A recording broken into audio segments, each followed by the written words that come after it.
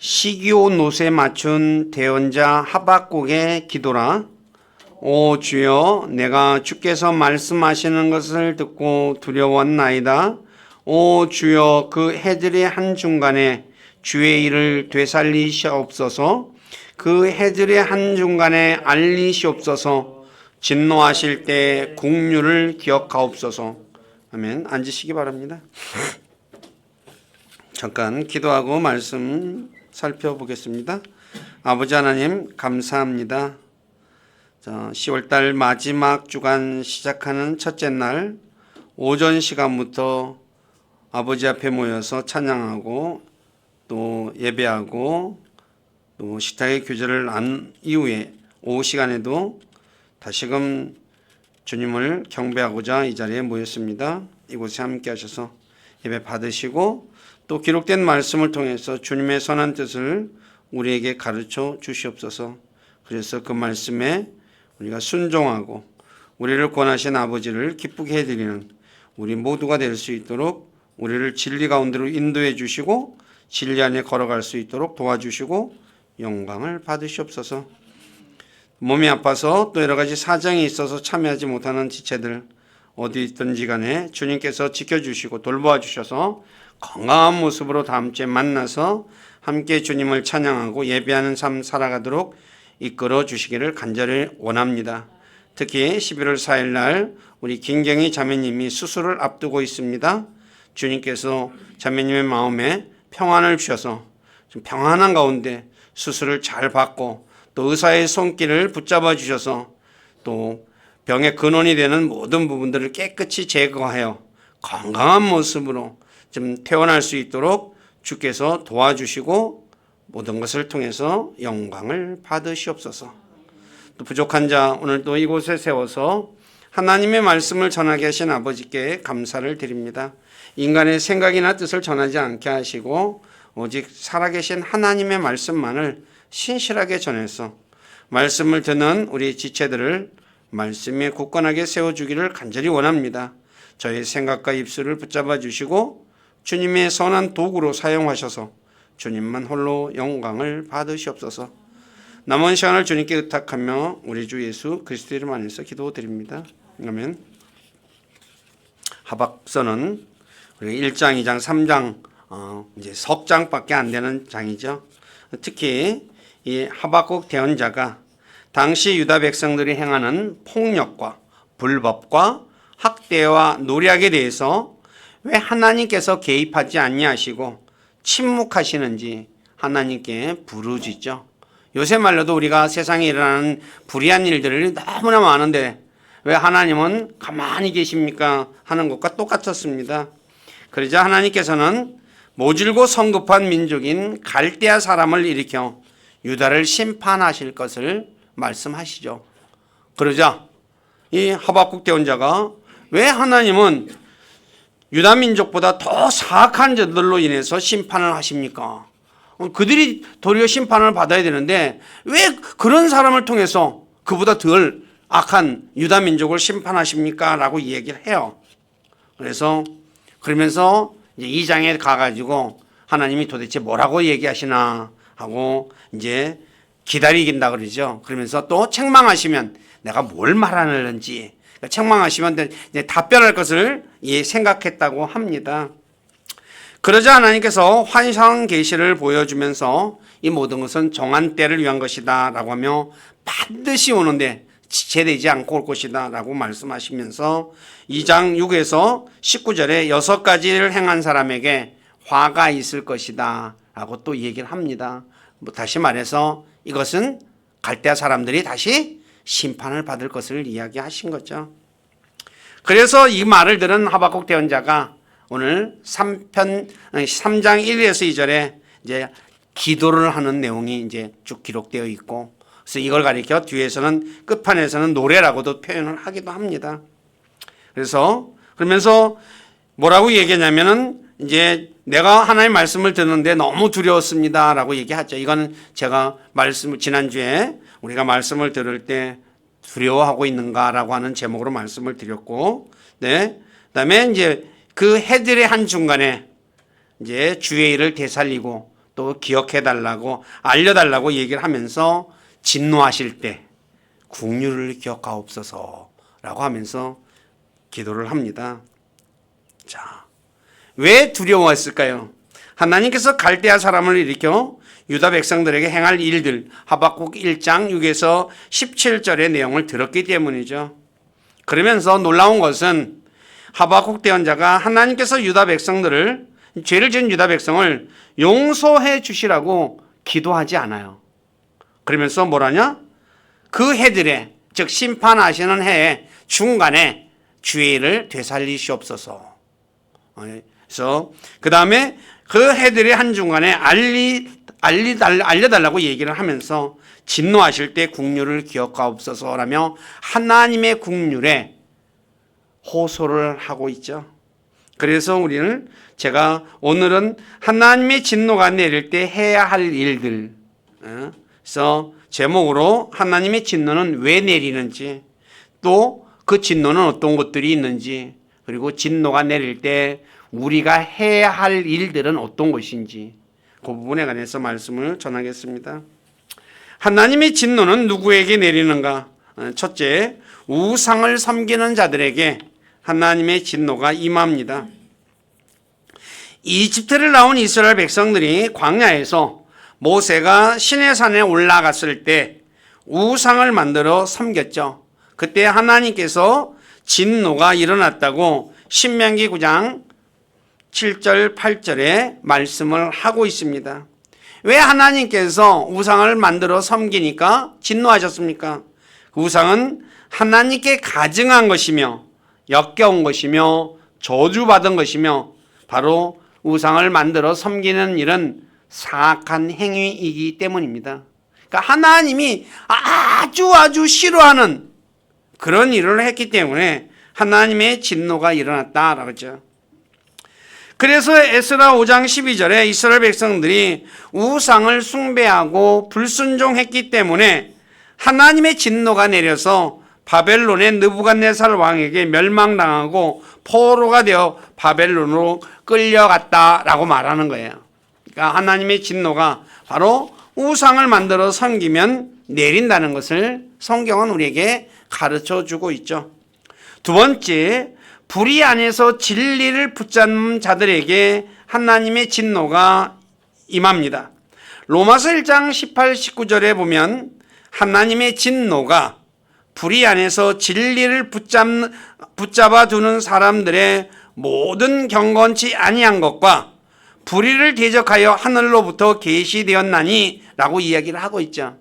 즉 불의 안에서 진리를 붙잡는 자들이란 진리를 붙잡으면서 불의를 행하는 사람이라 할 수 있죠.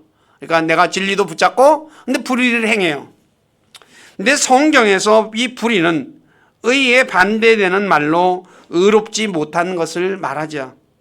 근데 의롭지 못한 이 불의에 대해서는 여러 가지로 얘기하는데 성경에서 말씀하는 것은 재판을 불공정하게 하는 것, 이걸 레위기 19장 15절에 보면 불의라고 말하고 있습니다. 오늘날 또 재판이 공정하게 이루어지지 않고 권력이 있는 자들에게 어떻게 해요? 편들어주죠. 특히 우리나라 지금 현재 일어나는 우리나라에서도 이런 일들이 부지기수로 많이 일어나고 있죠. 그래서 돈 있는 변호사 그리고 아주 큰 노펌 고용해가지고 변호사 고용해서 어떻게 해요? 이리저리 다 빠져나가죠. 그게 불입니다. 그 다음에 무게나 양을 속이는 것, 즉 저울을 속이는 것을 불의라고 레위기 19장 35, 36절에 말하죠. 그 다음에 예레미야 22장 13절에 보면 품삯을 주지 않는 것, 한마디로 임금을 착취하는 것, 이것도 무지무지하게 많이 일어나고 있죠. 그 다음에 시편 92편 15절에 곧바르지 않는 것, 올곧아 해야 되는데 삐뚤어진 것을 얘기하죠. 그 다음에 누가복음 16장 11절에 만몬을 불의하다고 말하고 있죠. 그 다음에 요한복음 7장 18절에 보면 자신의 영광을 구하는 것, 그러니까 내 영광을 구하는 것이 불의라고 말하고 있습니다. 그 다음에 고린도전서 6장 9에서 10절에 보면 음행, 우상숭배, 간음, 여성화되는 것, 동성애, 도둑질, 탐욕, 술 취하는 것, 욕, 착취하는 것, 이것을 불의라고 말하고 있습니다. 그 다음에 대낮에 방탕하는 것을 낙으로 여기는 것을 불의라고 베드로후서 2장 13절에 말하고, 베드로후서 2장 15, 16절에는 발람처럼 돈 때문에 해서는 안 될 일을 하는 것, 바로 이걸 불의라고 말해요. 그러니까 이런 걸 행하면서도 진리를 내가 붙잡고 있어요. 바로 예를 들어서 이걸 우리가 표현한다면, 내가 킹제임스를 붙잡고 있으면서 이런 일을 행해요. 이런 일을 행하면 어떻게 해요? 하나님의 진노가 임한다는 거죠. 저와 여러분들이 그냥 내가 예를 들어서 진리를 붙잡고만 있으면 하나님이 뭐예요? 어우 잘했다, 그래 착하다, 내가 너한테 복 줄게, 그런 거 아니라는 거예요. 사람들이 착각하는 게 뭐예요? 자기가 진리를 붙잡고 있으면 하나님이 자신을 축복해 줄 것이라고 생각한다는 거죠. 그런데 성경은 진리를 붙잡고 있다 하더라도 불의를 행하면 하나님이 진노하신다고 성경은 말씀하고 있어요. 그 다음에 세 번째, 불순종하는 자에게 하나님의 진노가 있습니다. 에베소 5장 6절에 보면 아무도 헛된 말들로 너희를 속이지 못하게 하라. 이것들로 인하여 하나님의 진노가 불순종의 자녀들에게 임하니, 그죠? 네.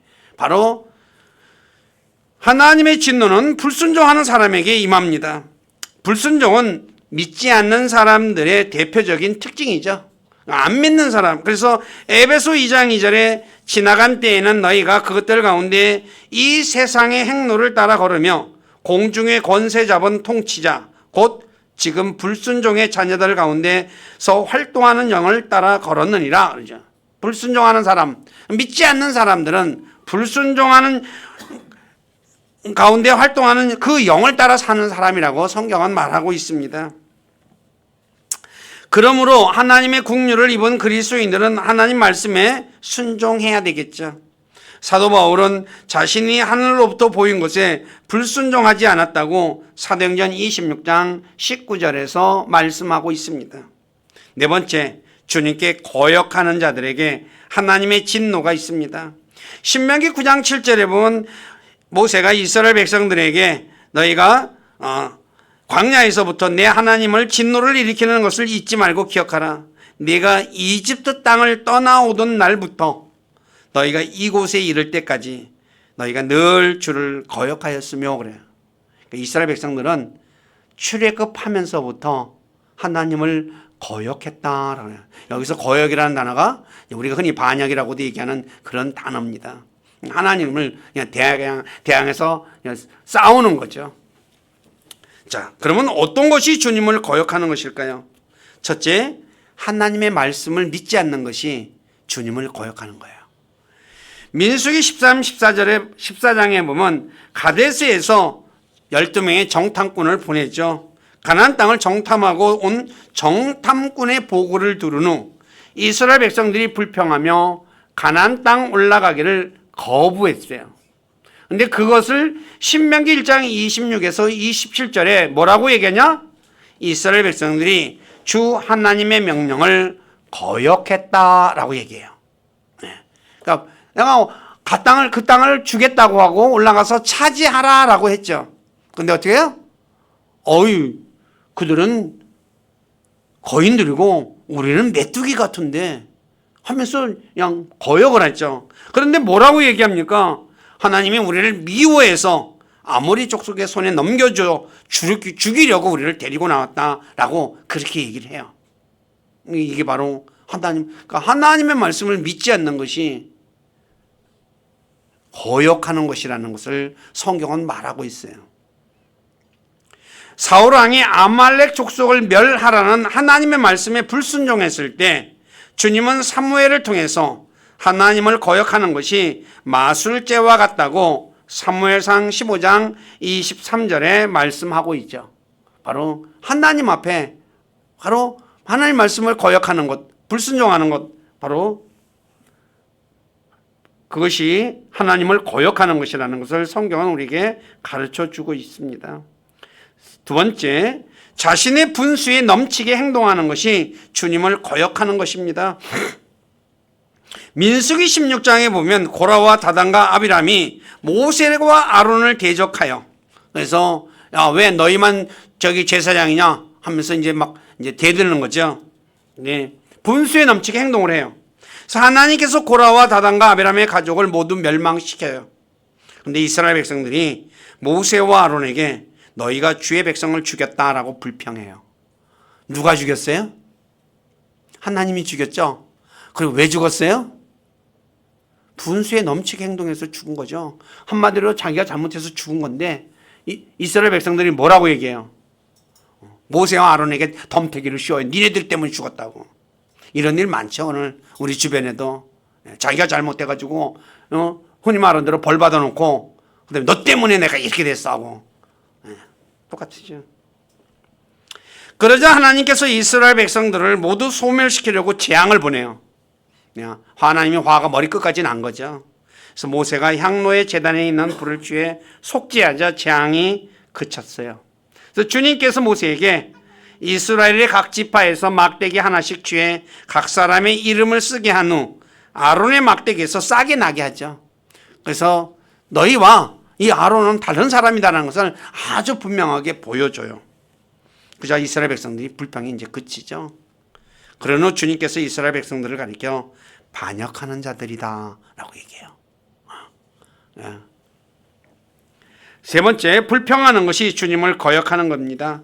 민수기 20장에 보면 이스라엘 백성들이 신사막에 있는 가데스에 거할 때 백성들을 위한 물이 없자 모세와 다투며 우리 형제들이 주 앞에 죽을 때 우리도 죽었더라면 좋았을 뻔했도다 그러죠. 너희가 어찌하여 주의 회중을 이 광야로 데리고 들어와 우리와 우리 짐승이 거기에서 죽게 하느냐? 너희가 어찌하여 우리를 이집트에서 나오게 하고 이 악한 곳으로 데려왔느냐? 물이 없는 곳을 지금 누가 데려왔어요? 모세가 데려왔어요? 하나님이 데려왔어요. 그렇잖아요. 모세는 구름 기둥이 움직이면 움직이고 불 기둥이 움직이면 움직인 사람이지 하나님이 물이 없는 곳으로 데리고 갔잖아요. 그런데 뭐라 그래요? 모세와 아론에게 니네가 왜 우리를 이 악한 곳으로 데려와서 목말라 죽게 하느냐 하고 불평하는 거야. 오늘 또 이런 일 많잖아요. 하나님이 저와 여러분들을 물이 없는 곳으로 인도를 하실 때가 있거든요. 그러면서 뭐라 합니까? 이곳에는 씨도 없고 무화과도 없고 포도도 없고 석류도 없고 또한 마실 물도 없도다 라고 불평할 때 모세는 이스라엘 백성들을 향해 너희 반역자들아 라고 말해요. 반역, 불평하고. 하나님은 이런 사람들을 거역하는 자들이다 라고 얘기하는 거죠. 그래서 고린도전서 10장 10절에 보면 어떤 자들이 불평하다가 멸망을 당했으니 불평하지 말라 라고 말씀하고 있죠. 불평은 누구를 향해서 하는 거예요? 사람을 향해 하는 것이 아니라 하나님을 향해 하는 거예요. 그래서 우리 삶에서 저와 여러분 늘 말씀드리죠. 그리스도인들은 누구의 인도를 받으며 살아가요? 성령님의 인도를 받으며 살아가요. 그래서 성령님이 저와 여러분들을 물이 없는 곳으로 인도하실 때가 있다는 거예요. 그럴 때 우리는 뭐예요? 불평하면 안 된다는 거죠. 배고픈, 그러니까 먹을 것이 없는 곳으로 인도할 때도 있고, 이건 제가 그리스도인의 삶이라는 교재를 통해서 아주 자세하게 설명을 드려놨으니까 여기서는 더 이상 언급하지 않겠습니다. 네 번째, 욕심을 부리는 것이 주님을 거역하는 것입니다. 시편 78편 31절에 제가 읽을게요. 그러나 그들이 자기 욕심에서 떠나지 아니하므로 그들이 먹을 것이 아직 그들의 입에 있을 때에 하나님의 진노가 그들에게 임하여 그들 중에 가장 살찐 자들을 죽이시고 이스라엘 중에서 택한 사람들을 쳐서 넘어뜨리셨도다 그래요. 네, 하나님의 진노가 누구에게 임해요? 욕심을 부리는 사람들, 특히 살찐 자들, 특히 살찐 사람들이 욕심을, 살찌면 어떻게 돼요? 더 많이 먹어야 되겠죠? 그렇죠? 네. 다시 말해 자신의 처지와 가진 것에 만족하지 못하고 욕심을 부리는 자들에게 하나님의 진노가 임합니다.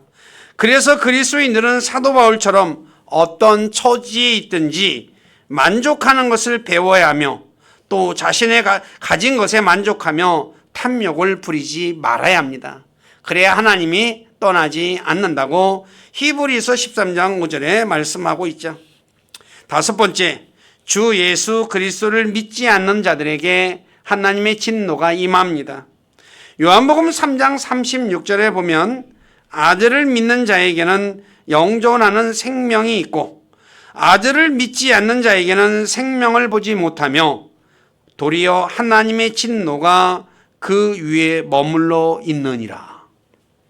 하늘에 검은 비구름이 머물러 있으면 곧 소나기가 내릴 것을 알고 사람들은 소나기가 내리기 전에 서둘러 피하죠. 마찬가지로 믿지 않는 사람들은 자신들 위에 하나님의 진노가 머물러 있다는 것을 알고 진노가 내리기 전에 주 예수 그리스도를 믿어야 합니다.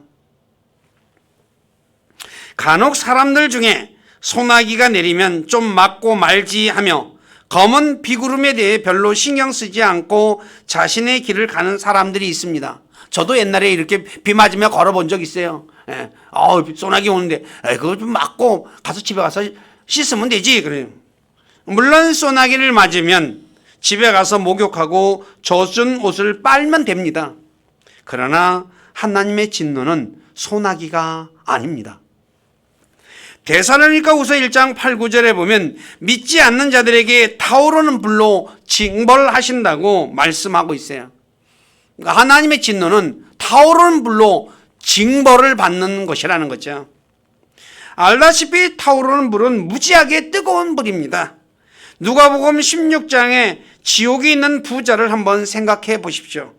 불꽃 가운데서 고통을 받고 있다고 말하지 않습니까? 자, 누가복음 16장 24절 한번 다 같이 읽어보겠습니다.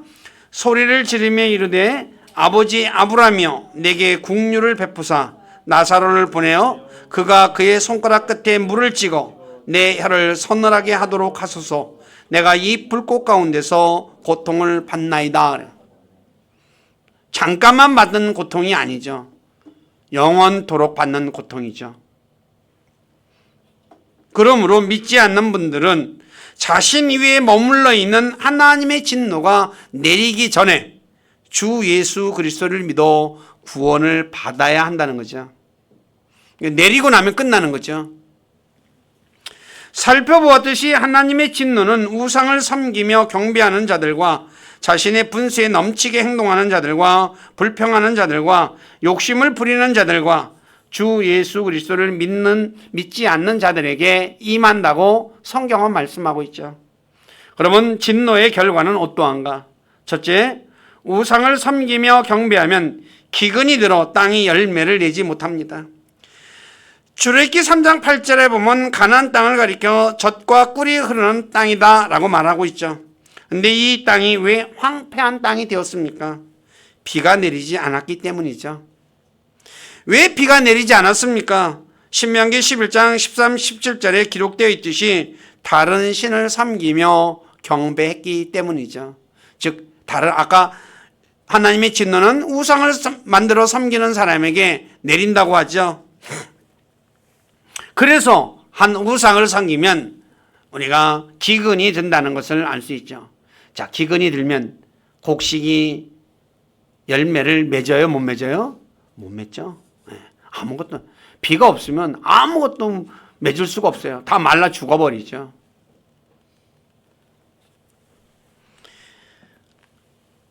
하나님의 진노는 자연계를 통해서도 이렇게 내리는 것을 알 수가 있죠. 그래서 세계 곳곳에 우리가 진짜 기후 변화가 있어가지고 많은 곳이 메말라 가고 있다고 하죠. 사막화가 된다고 하죠. 근데 사막화 되는 것은 기후 때문이 아니라 사람이 하나님 앞에 지은 죄 때문입니다. 근본 문제는 죄 때문이라는 것을 기억해야 하는 거죠. 이것은 사무엘하 21장 1절에 사울의 죄로 인해 3년 동안 기근이 있었다는 것을 통해서도 알 수 있습니다. 사울이 뭐라고 했습니까? 기브온 사람을 죽였기 때문에 그렇죠. 근데 기브온 사람을 죽이면 돼요, 안 돼요? 안 되죠. 여호수아서 9장에 나오죠. 기브온 사람들이 야근 꾀를 써가지고 이스라엘과 동맹을 맺어요. 그래서 우리는 당신의 종들이 되겠다라고 하죠. 그래서 어떻게 해요? 여호수아가 동맹을 맺었으니까 계약을 파기할 수가 없어가지고 그래서 그들을 살려둬요. 그런데 사울이 그들을 죽였기 때문에 3년 동안 하나님이 기근을 주셨다라고 성경은 말하고 있어요. 그래서 하나님의 진노는, 기근은 하나님의 진노의 결과라는 것을 성경은 우리가 가르쳐. 근데 기근이 내리면 아무 열매를 맺을 수 없다는 것. 그다음에 두 번째, 주변 민족을 일으켜 이스라엘 백성들의 것을 약탈해 갑니다. 사사기 6장 3, 6절에 보니까 이스라엘이 씨를 뿌렸는데 주변에 미디안 족속과 아말렉 족속이 올라와서 뭐냐면 이스라엘 백성들의 양식을 다 뺏어갑니다. 약탈하고 소, 나기도 같이. 그래서 메뚜기 같이 와서 싹 쓸어가 버려요. 저도 옛날에 성경 말씀을 읽었을 때 메뚜기가 몇 마리가 왔으면 이집트 땅을 그렇게 초토화시켰을까. 근데 과학이 발전해가지고 세상이 변하니까 요새 메뚜기 떼들이 한번 출몰하면 어떤 일이 벌어진대. 아프리카에 그냥 싹 쓸어가 버린다 그러죠. 그래서 진짜 성경이 진짜네. 옛날에는 뭐예요? 이런 일이 있을 수 있을까 했는데 아니라는 거죠. 하나님 말씀은 거짓이 없죠. 한마디로 열심히 농사를 지었어요. 그런데 주변의 이교도들이 빼앗아감으로 손에 남는 것이 없게 됐죠. 마치 학개서 1장 6절에 기록된 대로 구멍난 자루에 삭슬 넣는 것과 같이 남는 것이 없어요. 오늘날에도 마찬가지죠. 오늘 저와 여러분들이 내가 열심히 1년 동안 열심히 일했는데 손에 쥐는 것이 없다. 그럴 때는 우리는 곰곰이 생각해 봐야 한다는 거죠. 내가 하나님 앞에 무엇을 잘못해서 이런 일이 있는지, 아니면 또 하나님의 다른 선한 뜻이 있는지 생각해야 된다는 거죠. 세 번째, 이교도들의 노예가 되어 다스림을 받고 학대를 받습니다. 시편 106편 39에서 42절에 보니까 이와 같이 그들이 자기들의 행위들로 더러워지고 자기들이 창안한 것들과 더불어 은명의 길로 갔도다. 그러므로 주의 진노가 나오죠. 자신의 백성을 향해 타오르니 그분께서 친히 자신의 상속 백성을 몹시 싫어하사 그들을 이교도들의 손에 넘겨주심에 그들을 미워한 자들이 그들을 다스렸고 그들의 원수들도 그들을 학대하니 그들이 저들의 손 밑에 굴복하게 되었도다. 누구한테 붙여져요? 이교도한테. 나를 미워하는 자에게, 나의 원수에게 하나님이 나를 붙여줘요. 그러면 어떤 일이 벌어져요? 학대당하고 미움당하고 그 다음에 어떻게 해요? 다스림을 당하는 거죠. 우리 모두가 알고 있듯이 유대인들이 하나님의 진노를 일으킴으로 바벨론의 포로가 되어 끌려갔죠. 포로가 되어 끌려가면 어떻게 됩니까? 다스림을 받고 학대를 받습니다. 누구의 다스림을 받고 학대를 받습니까? 이교도들이죠. 그리고 원수들이고 나를 미워하는 자들의 다스림을 받아요. 이것을 오늘날 적용한다면 믿지 않는 불신자의 다스림을 받고 학대를 받는다고 할 수 있죠. 저와 여러분들이 하나님의 진노를 받으면 이런 일이 일어나게 되어 있다는 거죠. 자, 살펴보았듯이 하나님의 진노는 기근이 들어 열매를 맺지 못하게 하며 주변 사람들이 자신의 것을 약탈해가며 이교도들의 노예가 되어 다스림을 받고 학대를 받게 됩니다. 그렇다면 하나님의 진노를 받을 때 해야 할 일이 무엇이냐? 이게 오늘의 설교의 포인트죠. 하박국 대언자가 진노하실 때 국류를 기억해달라라고 합니다. 첫째, 자신의 죄를 인정하고 하나님의 진노를 당연한 것으로 받아들이고 하나님께 국류를 베풀어 달라고 해야 합니다. 이것만, 다른 건 몰라도 이것만은 꼭 기억해야 돼요. 내 죄를 인정하는 거죠. 사람들이 형벌을 받을 때 죄를 인정하는 사람이 있고 인정하지 않는 사람이죠. 내가 뭘 잘못했는데 저 사람도 똑같이 저렇게 했는데 저 사람은 왜 벌 안 받고 나는 벌 받아? 이제 그렇게 얘기하는 것도 있죠. 애들도 마찬가지죠. 집에서 애들 키우면 왜 언니가 집에 맞아 동생도 했는데 왜 나만 때려 그러잖아요. 동생은 또 뭐 언니도 했는데 왜 나만 때려 그러잖아요. 이게 뭐예요? 인정하지 않는 거죠. 그리스도인들은 하나님의 진노를 받을 때 자신의 죄를 인정할 줄 알아야 돼요. 다니엘서 9장 4, 9절에 보면 다니엘이 하나님께 기도하고 자백한 내용이 나옵니다. 제가 읽을게요. 내가 주 내 하나님께 기도하고 자백하며 이르기를 오 주여 하나님을 사랑하고 하나님의 명령들을 지키는 자들에게 언약을 지키며 긍휼을 베푸시는 크고 두려우신 하나님이여 우리가 주의 훈계와 주의 판단의 법도를 버리고 떠남으로 우리가 죄를 짓고 불법을 행하며 사악하게 행하고 반역하였나이다 그래요. 자기 죄를 어떻게 해요? 고백하죠.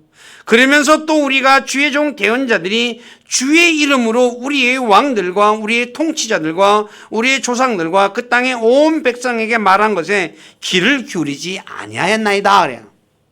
대언자들이 와서 하나님이 대언자를 보내서 어때요? 돌이키라고 계속 얘기했죠. 근데 들었대요? 안 들었대요?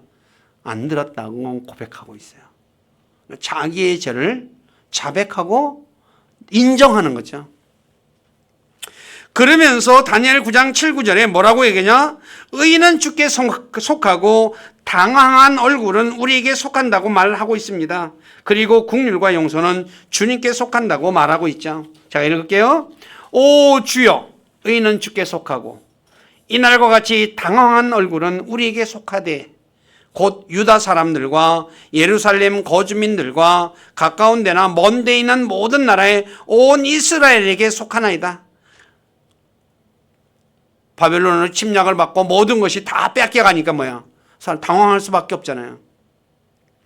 그들이 주를 대적하며 범법한 그들의 범법으로 인해 주께서 그들을 그 나라들로 쫓아내셨나이다. 오 주여 우리가 주께 죄를 지었사온즉 당황한 얼굴은 우리와 우리의 왕들과 우리의 통치자들과 우리 조상들에게 속하며 비록 우리가 우리 하나님께 반역하였을지라도 긍휼과 용서는 그분께 속하나이다. 그래서 저와 여러분들이 그러니까 다니엘은 이 모든 것은 우리가 받아야 할 것입니다 라고 얘기해요. 그러면서 긍휼과 용서는 주님께 있습니다. 이 말은 뭐예요? 주님 긍휼을 베풀어 주시고 용서해 주시옵소서라고 기도하는 거죠. 그러므로 죄인이 해야 할 일은 그러니까 자신의 죄를 인정하고 벌을 달게 받아들이고 하나님의 긍휼에 호소해야 합니다. 레위기 26장 40에서 42절에도 이렇게 말하고 있습니다. 주님을 대적하여 범법한 범법을 자백하고 자기들의 불법으로 인한 형벌을 수용하면 주님께서 야곱과 이삭과 아브라함과 맺은 언약을 기억하고 그 땅을 기억하시겠다라고 말해요. 내 죄를 인정하고 형벌을 내가 수용하는 거야. 나 맞을 짓 해서 맞았어. 근데 저와 여러분들은 매 맞으면 어때요? 한 대 맞을 때는 그래 맞을 짓 해서 한 서너 대 더 때리면 어때요? 화가 나가지고 이제 속에서 부글부글 끓죠. 근데 그러면 안 된다는 거죠. 내가 맞을 짓을 했어. 이건 당연한 거야 하고 수용하는 사람이 되어야 돼요. 그러면 우리가 세상 법정에서도 제가 여러 번 여러분들에게도 얘기했지만 죄를 지은 죄인이 감옥에 갔어요. 근데 내가 감옥에 갇힐 일 없다고 거기서 난동을 펴요. 그러면 어디에 갇혀요? 독방에 갇히죠. 그런데 그래 내가 여기 갇힐 일을 했어. 그래서 간수들 말을 잘 들어요. 모범수가 돼요. 그럼 어떤 일이 벌어져요? 일찍 형기가 차기 전에 일찍 풀려서 나잖아요. 그 똑같은 것이에요. 그래서 느헤미야 역시 자신들의 죄를 고백하고 하나님의 긍휼에 호소합니다. 느헤미야 1장 5, 6절을 제가 읽어드리겠습니다. 이르되 간청하건대 주 하늘의 하나님 곧 자신을 사랑하고 자신의 명령들을 지키는 자들을 위해 언약을 지키시며 긍휼을 베푸시는 크고 두려우신 하나님이여 이제 주께서 귀를 기울이시며 눈을 여시사 주의 종의 기도를 들으시옵소서. 내가 이제 주의 종 이스라엘 자손을 위하여 주 앞에서 밤낮으로 기도하오며 이스라엘 자손의 죄들을 자백하오니, 밤낮으로 자백했어요. 한 번만 한 게 아니라 우리가 주께 그 죄를 지었나이다, 나와 내 아버지 집이 죄를 지었나이다 라고 하면서 계속해서 고백해요. 그렇기 때문에 그러면서 이제 하나님께서 이제 긍휼을 베풀어 주셔서 일어나는 일들이 느헤미야서에 기록되어 있죠. 또 이것은 누가복음 15장의 탕자의 비유를 통해서도 알 수 있죠. 탕자가 먹을 것이 이제 아버지 집에서 재산을 미리 상속받아서 먼 길을 떠나죠. 아버지 간섭이 싫어서. 요새도 마찬가지고 부모 간섭 밑에 있는 거 자녀들이 별로 좋아하지 않잖아요. 떠나죠. 근데 떠나서 어떻게 돼요? 간섭하는 사람이 없으니까 자기가 하고 싶은 대로 한번 살죠. 근데 이 아들은 놀고 먹는 걸 엄청 좋아했던 것 같아요. 아마 저 같은 것 같아요. 저도 그렇게 좋아하는 사람 중에 한 사람이거든요. 근데 어떻게 해요? 다 털어먹고 이제는 돼지가 먹는 열매를 먹죠. 그래서 이제 그런데다 기근까지도 들어버려요. 그것마저도 먹을 것이 부족하게 되자 뭐라고 얘기합니까? 정신이 이제 그때 들은 거야. 내 아버지 집에는 빵이 많은데, 그리고 품꾼도 얼마나 많은가. 아버지 밑에 있어 봤으니까 알죠. 그러면서 나는 굶어 죽는다 라고 하면서 내가 일어나 아버지께로 가자 라고 하면서 뭐랍니까? 아버지, 내가 하늘을 대적하여 죄를 짓고 아버지 앞에 죄를 지었사오니 더 이상 아버지의 아들이라 불릴 자격이 없나이다. 나를 아버지의 품꾼 중 하나로 삼아 주소서라고 하겠다고 하면서 아버지께 돌아가죠. 그래서 아버지에게 만나요. 근데 아버지가 기다리죠. 눈 빠지게 기다린 거야. 집 나간 자식 돌아오기를 기다리는 부모의 심정. 그냥 멀리서 거렁뱅이 하나가 걸어오는데 아들인 걸 알아보죠. 그래서 달려가서 끌어안고 앉으니까 아들이 뭐라고 얘기합니까? 아버지, 내가 하늘을 대적하여 죄를 짓고 아버지의 눈앞에서 죄를 지었사오니 더 이상 아버지의 아들이라 불릴 자격이 없나이다. 얼마나 놀라운 말이에요. 나를 뭐예요? 불쌍히 여겨주소서, 그 말이잖아요. 아버지가 좋은 옷 갖다 입히고 손에 반지 끼우고 신발을 신기는 그런 놀라운 일이 기록되어 있습니다. 마찬가지로 우리가 죄를 지어 하나님의 진노를 받을 때 해야 할 일은 자신의 죄를 고백하고 그 죄로 인한 형벌을 내가 수용해야 합니다.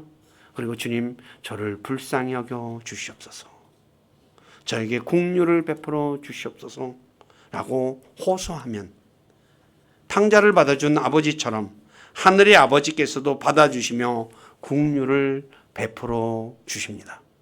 그래서 저와 여러분들이 하나님의 진노를 받을 때 집을, 그래서 우리가 흔히 말하는 매를 맞아가지고 아하스 왕처럼 더 악해지는 사람도 있죠. 근데 그건 바보 같은 행동이죠. 하나님 앞에서 내가 뻗대봤자 나한테 돌아오는 게 뭐가 있겠어요. 지혜로운 사람은 자기 자존심을 세우면 안 되죠. 아무 쓸모짝도 없는 자존심 세우다가 인생을 허무하게 말아먹으면 되겠습니까?